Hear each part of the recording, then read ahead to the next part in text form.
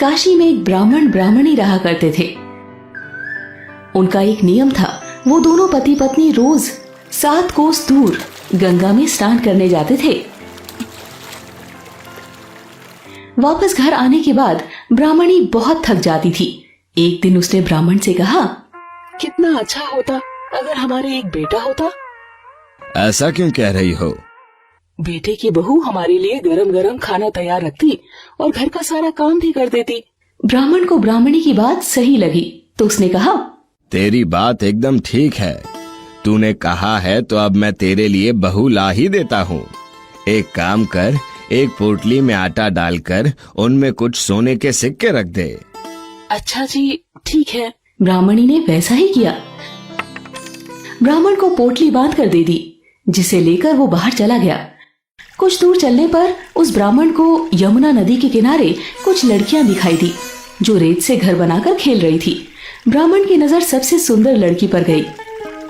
ये देखो मेरा घर कितना सुंदर है। जैसे ही दूसरी लड़की ने उसका घर तोड़ने के लिए हाथ आगे बढ़ाया, उसने कहा, नहीं नहीं, मैं अपना घर नहीं तोड़ूंगी, मुझे तो रहने के लिए ये घर चाहिए।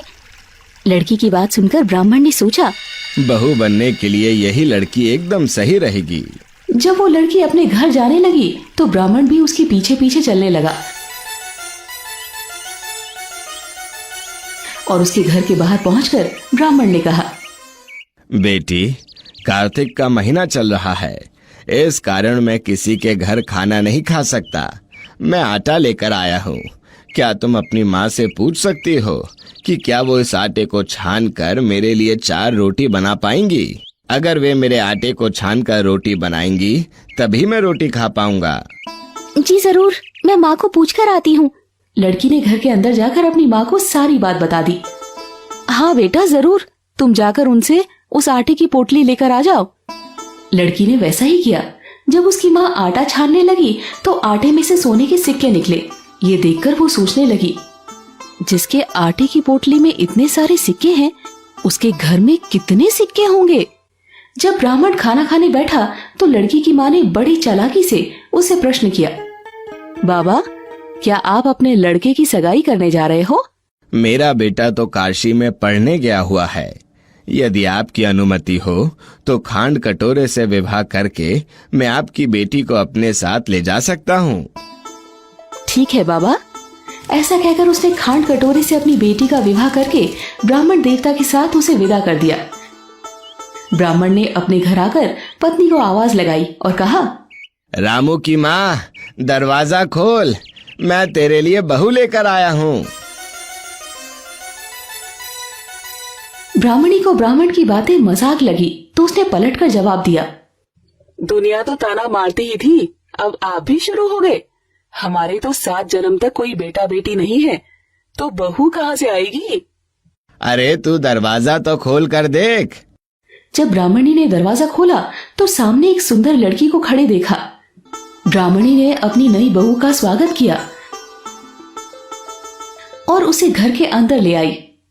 अब जब भी ब्राह्मण ब्राह्मणी स्नान करने गंगा किनारे जाते तो उनके पीछे से बहू घर का सारा काम कर देती और खाना बनाकर रख देती, उनके कपड़े बर्तन धो देती और रात को उनके पैर दबा देती। ऐसे ही समय बीतने लगा। एक दिन ब्राह्मणी ने अपनी बहू से कहा, बहू, कभी भी चूल्हे की आग मत बुझने देना और मटके का पानी खत्म होने ना देना। बहू ने सास की बात पर हामी भरी। एक दिन जब ब्राह्मण ब्राह्मणी स्नान करने गए तो पीछे से चूल्हे की आग बुझ गई। बहू भागी भागी पड़ोसन के पास गई और बोली, मेरी चूल्हे की आग बुझ गई है, मुझे थोड़ी आग चाहिए। मेरी सास ससुर सुबह 4 बजे से गए हुए हैं, वे थके हारे घर आएंगे, मुझे उनके लिए खाना बनाना है। पड़ोसन ने उससे पूछा, तू कहाँ रहती है? बहू ने अपने ससुराल की तरफ इशारा किया।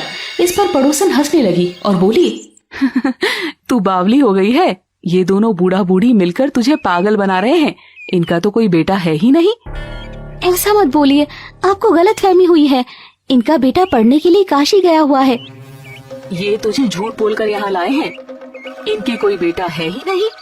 बहू को पड़ोसन की बात सच्ची लगने लगी। उसने मदद मांगते हुए कहा, अब आप ही बताइए कि मैं क्या करूं?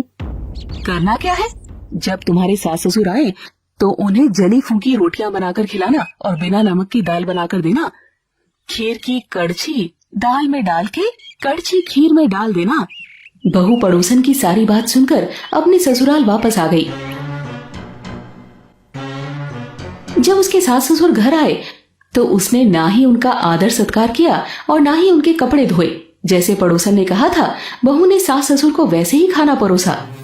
बहू, आज ये रोटियां जली फूकी क्यों हैं और दाल भी अलूनी है? सास को शिकायत करता देख बहू को और क्रोध आ गया और उसने ऊंचे स्वर में कहा, एक दिन ऐसा खाना खा लोगे तो कुछ नहीं बिगड़ जाएगा तुम्हारा। बहू की खरी खोटी सुनकर सास ससुर चुप कर गए। बहू वापस पड़ोसन के पास गई और बोली, अब आगे क्या करना है? अब तुम अपनी सास से सातों कोठों की चाबी मांग लो। अगले दिन जब सास स्नान करने जाने लगी तो बहू ने उनसे सातों कोठों की चाबी मांग ली। बहुत मना करने के बावजूद वो अड़ी रही। तब ससुर ने कहा, चाबी इसे दे दो, आज नहीं तो कल देनी ही है। सास ने बहू को चाबी दे दी। सास ससुर के जाने के बाद बहू कोठों का दरवाजा खोलने लगी। जब दरवाजा खुला तो उसकी आंखें खुली की खुली रह गई। पहला दरवाजा खोलने पर उसने देखा कि कमरा अन्न के भंडारों से भरा था। दूसरा दरवाजा खोलने पर उसने पाया कि कमरा धन से भरा हुआ था। तीसरे कोठे में बर्तन पड़े थे। जब बहू ने सातवां दरवाजा खोला तो देखा कि उसमें शिवजी, पार्वती माता, गणेश जी, लक्ष्मी जी, पीपल पथवारी, कार्तिक के ठाकुर, राय दामोदर, तुलसी जी का बिड़वा, गंगा यमुना और 33 कोटि देवी देवता विराजमान थे। वहीं पर एक लड़का चंदन की चौकी पर बैठा माला जप रहा था। ये सब देखकर बहू ने उस लड़के से पूछा, आप कौन हो? मैं तुम्हारा पति हूँ। अभी दरवाजे को बंद कर दो। जब मेरे माता पिता आएंगे तब दरवाजा खोलना। बहू खुशी से फूली नहीं समाई। वो कमरा बंद करके 16 श्रृंगार करने लगी। नए वस्त्र पहनकर अपने सास ससुर का इंतजार करने लगी। उसने उनके लिए स्वादिष्ट पकवान बनाए। जब सास ससुर घर आए तो उसने आदर सहित उनका स्वागत किया और खाना परोसा। रात को उनके पैर दबाते दबाते उसने सास से कहा, माँ, आप दोनों इतनी दूर गंगा यमुना में स्नान करने के लिए क्यों जाते हो? आप तो थक जाते होंगे। आप घर में ही स्नान क्यों नहीं कर लेते हैं? मगर बहू, घर में तो गंगा यमुना नहीं बहती है ना? हाँ माँ जी, बहती है। मैं आपको दिखाती हूँ। बहू सास ससुर को लेकर 7वें कोठे के पास गई। जब उसने दरवाजा खोला तो देखा उसमें शिवजी, पार्वती माता, गणेश जी, लक्ष्मी जी, पीपल पथवारी, कार्तिक के ठाकुर, राय दामोदर, तुलसी जी का बिड़वा, गंगा यमुना और 33 कोटि देवी देवता विराजमान थे। वहां चौकी पर बैठा एक लड़का माला जप रहा था। सास ने उससे पूछा, बेटा, तुम कौन हो? माँ, मैं तेरा बेटा हूँ। तब ब्राह्मणी ने पूछा, मगर तू कहाँ से आया? मुझे कार्तिक देवता ने भेजा है।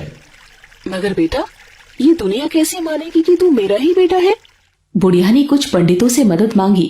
पंडितों ने कहा, इस पार बहू और बेटे को खड़े करो और उस पार तुम खड़ी हो जाओ। तुम चमड़े की अंगिया पहन लो। अगर छाती में से दूध की धार निकलकर बेटे की दाढ़ी मूछ भीगे और पावन पानी से गठजोड़ बंधे, तब समझ लेना कि वो तुम्हारा ही बेटा है। सास ने ऐसा ही किया। चमड़े की अंगिया फट गई और छाती में से दूध की धारा निकलकर बेटे की दाढ़ी मूछ भीग गई। पावन पानी से बहू बेटे का गठजोड़ा बंध गया।